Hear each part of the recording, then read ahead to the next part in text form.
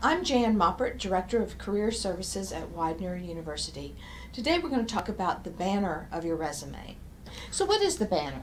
The banner of your resume is very similar to the banner or the top part of a newspaper. It's where the name is and important information is.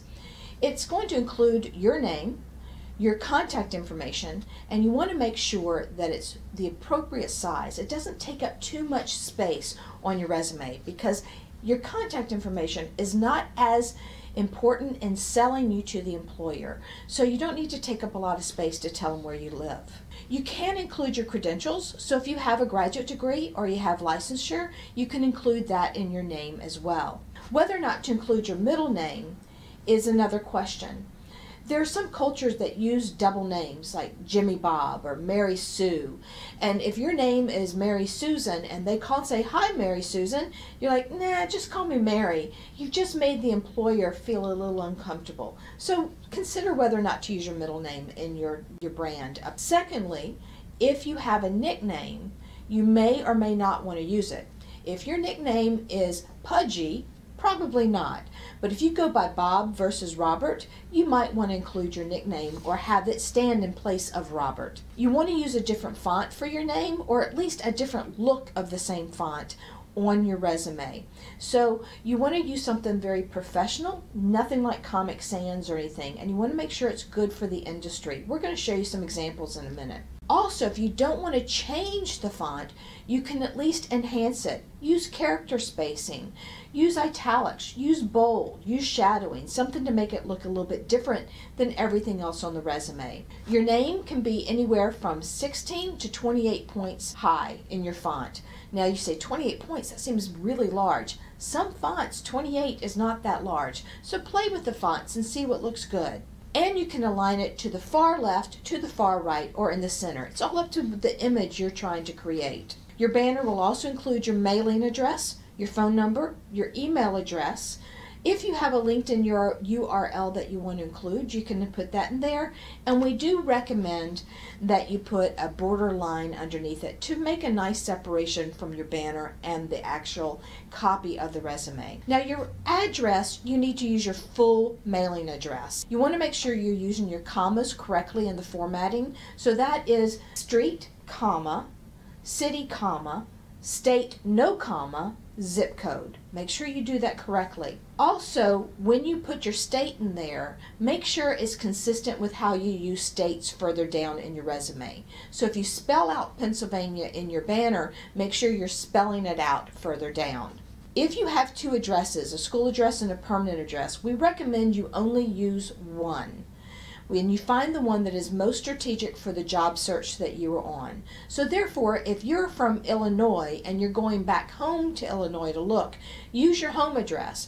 But if you're staying here in the Philadelphia area, use your school address. Basically, the rule of thumb is if you're more than an hour away, you want to use your home address if that's where you're going. Now, some people have privacy concerns about their address. If for some reason you don't want people to know what street you live on, then at least at a minimum put Havertown, Pennsylvania, because employers actually use where you live as one of their deciding points about hiring you sometimes. Maybe they don't have reimbursement for moving fee that they can give you, or maybe they want someone who they know is a short commute because there's a lot of after hours or a lot of you have to come back into the office kind of work. So make sure you give them at least where you live, or they may totally ignore your resume.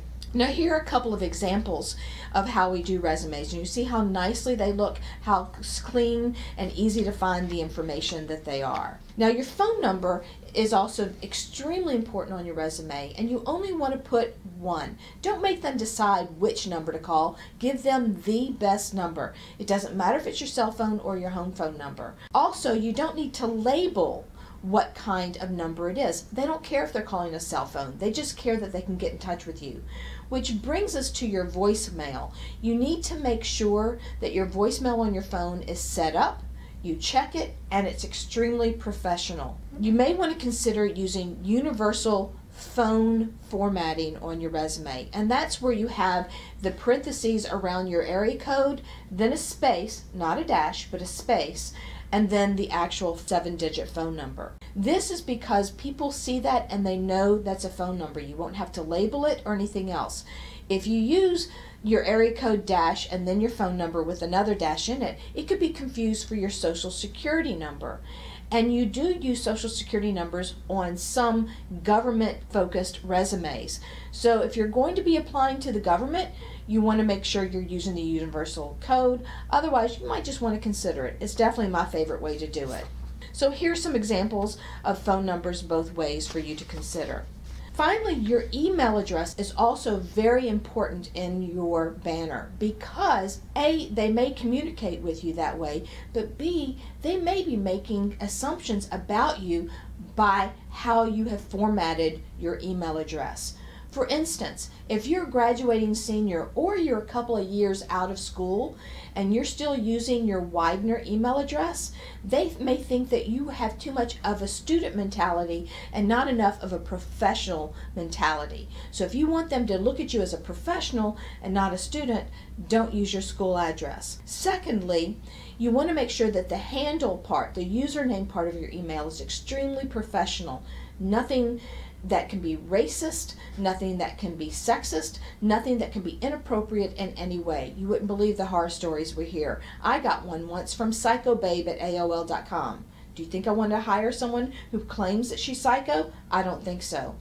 You don't want to use too many numbers in it because it creates an opportunity for typos, and the same thing with nonsensical letters.